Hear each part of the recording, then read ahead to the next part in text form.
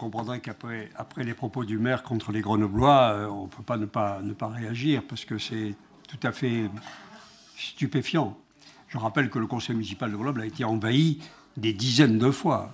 Pendant l'année où Éric Piolle a voulu fermer des bibliothèques, et en a fermé 2, il a siégé pendant 1 an sous la protection des CRS, avec des envahissements, des bibliothécaires, des personnels, etc.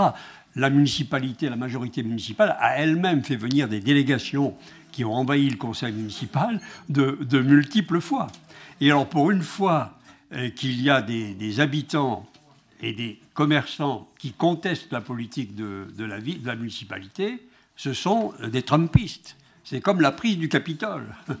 J'avoue que c'est tout à fait formidable de pouvoir être disqualifié ainsi, sous prétexte qu'on n'est pas en accord avec la politique conduite par Éric Piolle. C'est pas possible de poursuivre le fonctionnement de la démocratie dans ces conditions. L'hystérisation de la vie publique, c'est le maire qui l'a conduit. L'hystérisation, c'est lui.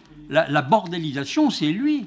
Au lieu de recevoir immédiatement les délégations quand elles sont en désaccord pour apaiser les tensions, au contraire, c'est un refus de façon à ce que les personnes soient totalement irritées et les conduire justement à d'éventuels débordements. En tout cas, nous n'en avons constaté aucun. Que tel ou tel élu soit invectivé, heureusement, enfin... Pardon, mais c'est la loi du genre d'être invectivé quand on n'est pas d'accord avec une politique suivie.